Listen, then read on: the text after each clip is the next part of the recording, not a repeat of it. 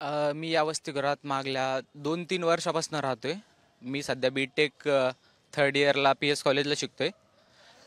काल संध्याकाळी रात्रीच्या जेवणामध्ये युनिट 1 इथे अक्षरशः अशी उकळलेली जिवंत अशी म्हणजे अशी शिजलेली पाल निघली आहे ताटांमध्ये विद्यार्थ्याच्या. त्यामुळे विद्यार्थ्याला विषबाधा झाली आहे. 10 ते 12 विद्यार्थी काल हॉस्पिटलमध्ये जाऊन त्यांना फूड पॉइझनिंग झाल्यामुळे त्यांना इंजेक्शन्स वगैरे देण्यात आली आहेत. त्याच्यासोबतच आणखी टोटल 40 ते 45 विद्यार्थ्यांनी काल तसेच जेवण केले आहे. ती पाल दिशीपर्यंत 45 ते 50 मुलांनी जेवण केलेले होते. त्यांच्यापैकी 70 ते 80% मुलांना विषबाधा झालेली आहे. कुणाचं पोट दुखतंय, कुणाचे डोळे लाल झालेत, सगळे परेशान आहेत. आणि इथलं प्रशासन आमच्याकडे काहीच लक्ष देत नाहीये. इथे सकाळी जेवणामध्ये सकाळच्या जेवणामध्ये व्यवस्थित जेवण नसतं. पोळ्या कच्च्याच असतात. अक्षरशः अर्ध्याच्या वरी पोळी कच्चीच असते, अर्धी भाजलेली असते तर अर्धी कच्ची असते. त्याच्यामुळे विद्यार्थ्यांना वारंवार पोटदुखीचा त्रास होतच असतो. सकाळच्या नाश्त्यामध्ये GR नुसार त्यांनी अंडे, केळी, सफरचंद, दूध द्यायला हवं ते देतात. मात्र दुधामध्ये सर ते एका युनिटसाठी 200 ते 250 विद्यार्थी किमान असतील तर त्यांच्यासाठी फक्त 6 लिटर दूध आणलं जातं. आणि या 6 लिटर दुधामध्ये ते 20% दूध वापरतात आणि 80% पाणी मिक्स करून मिल्क पावडर वापरून ते आम्हाला देतात. अंडे अंडे कधी शिजलेले नसतात, अंड्यांचा घाण वास येतो, केळी कच्ची असते. आणि ॲपल बघितले तर सर ते ॲपल अक्षरशः लहान की लहान असतात. असं वाटतच नाही की ते ॲपल आहेत, ते वाटतात अंडच आहे. आणि ते ते ॲपल सुद्धा मधून किडलेले असतात, काही आळ्या असतात. कधी ॲपल चिक्कूसारखा असा दाबला की चिक्कूसारखा पूर्ण प्रेस होऊन जातो. काय तुमची मागणी आहे विद्यार्थ्यांची सगळी? आमची हीच मागणी आहे की ही जे मेस आहे ते आम्हाला मेस नकोय. आणि व्यवस्थित जेवण आणि जे आपलं प्रशासन आहे त्यांनी वारंवार आम्हाला भेट द्यावी, आमच्या समस्या जाणून घ्याव्या.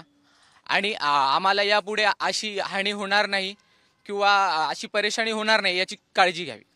मी इथं 3 वर्षापासून इथं ह्या वसतिगृहात राहतो. तर इथं वारंवार जेवणामध्ये आया, जेवणामध्ये किडे आणि कोणत्याही प्रकरणाकडे आमचे गृहप्रमुख लक्ष देत नाही.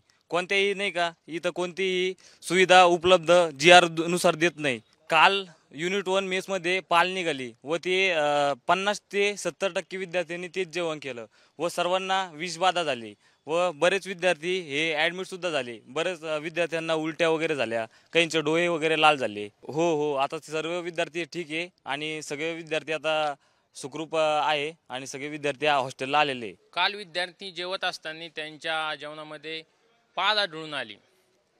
तर आमचं वारंवार मागणी हीच आहे. सहाय्यक आयुक्त आणि प्रदेश उपायुक्त खरात साहेब यांना दोघांनाही युनिट 1 विषयी त्यांना पहिलेही निवेदन दिलं. त्या जेवणामध्ये पहिले आळ्या निघल्या होत्या. आळ्या तेव्हाच आम्ही सांगितलं होतं की ही मेस चेंज करा, तरी ही मेस चेंज झालेली नाही. त्यानंतर युनिट 2 मध्ये ह्याच्यामध्ये आळी निघले होते तेव्हा ती मेस चेंज झाली. तर आमची प्रशासनाकडे एवढीच मागणी आहे की ह्या सर्वच मेस बंद करा आणि विद्यार्थ्यांच्या अकाउंटला हे पैसे जमा करा. कारण वारंवार आळ्या निघणार, पाली निघणार, विषबाध होणार, यामुळे विद्यार्थ्यांचं जीवन धोक्यात आलेलं आहे. नाश्ताही खराब येतोय. अंड्यामध्ये किडा निघत असतो गाऊ, अंड्यामध्ये किडे निघून येते त्यांच्या. पुन्हा ते काय आहे ते शेप वगैरे याच्यात किडे स्वस्त अन्न आणतात ते, त्यामुळे असे विषबाध होतो. आळ्या त्या गोबीमध्ये आळ्या असतात, त्यांच्या आळी म्हणजे धुतच नाही ती गोबी.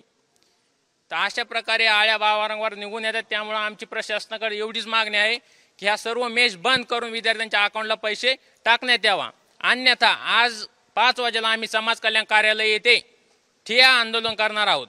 10 ते 15 विद्यार्थ्यांवर उपचार झालेले आहेत आपल्या घाटीमध्ये. विद्यार्थ्यांचं सांगणं असं आहे की घाटीमध्ये पण व्यवस्थित ट्रीटमेंट केलेलं नाही. मग हे ट्रीटमेंट त्यांना व्यवस्थित केलं नाही, याच्या मागे कारणीभूत कोण आहे? काल जो हा प्रकार घडलेला आहे तर जेवणामध्ये पाल जी निघालेली आहे आणि पाल निघाली याचा अर्थ असा आहे की मेसकडे येथील वार्डनचे किंवा मेसवाल्यांचे काहीच लक्ष नाही आहे. आणि 10 ते 15 विद्यार्थ्यांना विषबाधा झाली. त्यांनी घाटी येथे रुग्णालयात त्यांना उपचार केले त्यांच्यावर. आमची मागणी अशी आहे की हे सर्वचे सर्व 5ही मेस बंद करा आणि आमच्या खात्यावर जे मेसचे पैसे आहेत ते आमच्या खात्यावर द्या. देश विदेशातील प्रत्येक घडामोडींचे लाईव्ह अपडेट मिळवण्यासाठी आता साम टीव्हीच्या सर्व सोशल मीडिया प्लॅटफॉर्मला लाईक, फॉलो आणि सबस्क्राईब करा. तसंच सर्व नोटिफिकेशनसाठी बेल आयकॉन प्रेस करायला विसरू नका.